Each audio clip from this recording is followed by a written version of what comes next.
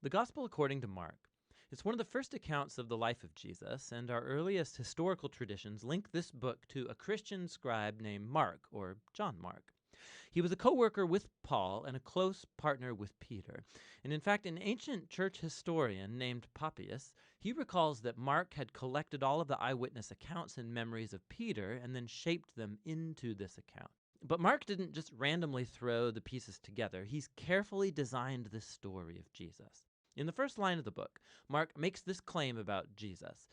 It's the beginning of the good news about Jesus, the Messiah, the Son of God. Now, what's interesting is that this is the only time Mark is going to tell you what he thinks. For the rest of the book, he's going to influence you by simply putting Jesus's actions and words in front of you and showing you how other people react to him.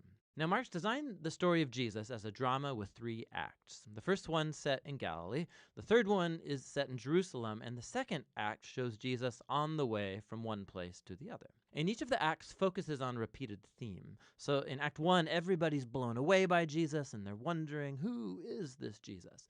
In Act 2, it's the disciples who are struggling to understand what it means for Jesus to be the Messiah. And then in Act 3, we watch the surprising paradox of how Jesus becomes the Messianic king. Let's just dive in and you'll see how it unfolds. After the opening line, Mark begins with a quotation from the ancient prophets Isaiah and Malachi, who said that God would send a messenger to Israel to prepare them for when God would show up himself to rescue his people and become their king. And Mark introduces John the Baptist as that messenger, and then right when you expect God to show up personally, Mark introduces Jesus. And as he comes onto the scene, the heavens open, God's Spirit descends on Jesus, and God says, "You are my beloved Son."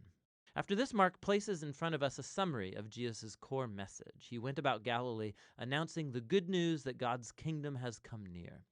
Jesus is carrying forward the story from the Old Testament scriptures about God's rescue operation for his world. Through Jesus, God is restoring his reign over the world by confronting and defeating evil and its hold on people's lives, and then by inviting them to live under his reign by following Jesus. From here, Mark's given us a big block of stories showing us Jesus' power as he brings God's kingdom. He goes about healing people whose bodies are sick or broken or under the oppression of dark spiritual powers. And Jesus even does something that for Jewish people only God has the right to do. He forgives people's sins. And Jesus' actions here produce lots of different responses. So some people follow him and become his disciples. Other people don't know what to think, and still others reject him completely, especially Israel's leaders who accuse him of blaspheming God and being empowered by evil. But Jesus isn't surprised by these responses. In fact, he draws attention to it. In chapter 4, Mark has collected many of Jesus' parables about the hidden, mysterious nature of God's kingdom. And Jesus says that his message is like seed falling on different types of soil. Some are receptive, some are not. Or it's like a mustard seed that's very tiny. It seems insignificant, but then it grows huge and surprises everyone. Jesus' point is that he really is the Messiah, bringing God's kingdom, but it doesn't look like what anybody expected. And this growing confusion about Jesus among the crowds is connected to a key idea Mark emphasizes at the end of Act 1, that even among Jesus' disciples there's confusion. Even they are struggling to grasp who Jesus really is, and that brings us to Act 2. It begins with a crucial conversation. Jesus takes the disciples aside and he asks, "Who do you all say that I am?" And Peter speaks up saying, "You're the Messiah." But it becomes clear that for Peter, this means that Jesus is a victorious military king from the line of David who will rescue Israel from the Romans. But for Jesus to be the Messiah means that he's the suffering servant king of Isaiah 53, who will bring God's rule by giving up his life in Jerusalem. And the disciples, they don't get it. They think following King Jesus is going to mean fame and status and importance, and Jesus makes it clear that following him is actually like dying, like carrying your own cross. It means rejecting violence and pride and selfishness and giving one's life out for others in acts of service and love. He has the same conversation with them 2 more times, and it all culminates in Jesus' important statement that the Son of Man did not come to be served, but to become a servant and give his life as a ransom for many. The disciples still don't get it. They respond in confusion and fear. And so here in Act 2, Mark has placed another key story that echoes the book's introduction. Jesus takes 3 of his disciples up to a mountain, and he's suddenly transformed. He's radiating with light and glory, and a cloud envelops them. Now, this is just like the glory of the God of Israel that showed up long ago on Mount Sinai. And then the 2 prophets who stood in God's presence on Mount Sinai, Moses and Elijah, they appear next to Jesus as God announces again, "This is my beloved Son." Now, by placing this story in the middle of all these conversations in Act 2, Mark is making an astounding claim that Jesus, God's Son, is the physical embodiment of God's own glory. And in Jesus, the glorious God of Israel is going to become king by suffering and dying for the sins of his own people. It's a puzzling claim that confuses and scares the disciples as they leave the mountain. Which brings us to Act 3.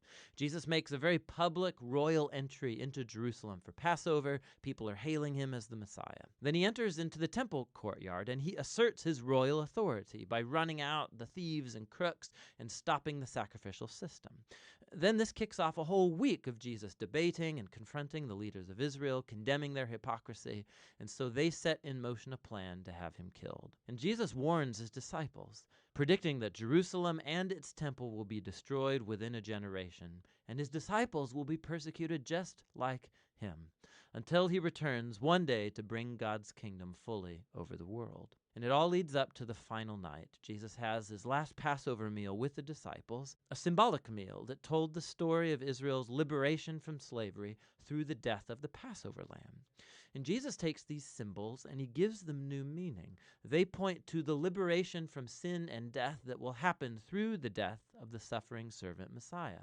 From here, the story rushes forward to Jesus' arrest, his trial before Israel's priests and the Roman governor Pilate, all resulting in Jesus' crucifixion. And it culminates in a key scene that matches the important scenes from Acts 1 and 2, except this time it's darkness that descends, not a cloud. And instead of the divine voice from heaven, it's Jesus' voice crying out before he dies. And then most surprising is that it's a Roman soldier who sees Jesus die, who grasps and then announces who Jesus is. This man was the Son of God. He's the first person in the story to recognize the story's shocking claim about Jesus' identity, that it's the crucified Son of God who's the Messiah, Jesus of Nazareth, who died for his friends and for his enemies. After this, Jesus' body is placed in a tomb, and on the first day of the new week, 2 women from his disciples come to the tomb, and they discover that the tomb is empty, the stone's rolled away, and an angelic man informs them that Jesus isn't here, that he's risen from the dead. And so he orders them to go and tell this good news to the other disciples, that Jesus is alive, that he'll meet them back up in Galilee. And the women, they're freaked out. Mark says that they fled from the tomb in terror, telling no one, for they were afraid. And that's how the book ends, with Jesus' disciples showing the same kind of fear and confusion that concluded Acts 2 and 1. Now, if you look in your Bible, you'll see that the Gospel of Mark has more to its ending, where Jesus appears, he speaks to his disciples, but there's also a note there telling you that that ending is not part of the original book, that it's only found in later, less reliable manuscripts. Now, it's possible that the original ending got lost, or that Mark actually never finished writing his account, but it's more likely that this abrupt ending is intentional to make a point. The entire story has focused on the shocking claim that puzzled Jesus' disciples from beginning to end, that it's the suffering, crucified, and risen Jesus who's the Messiah, the Son of God.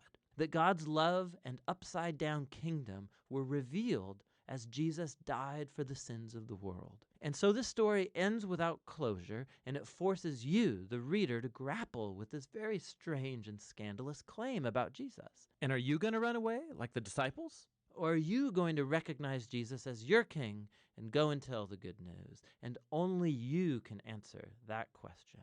And that's what the Gospel of Mark is all about.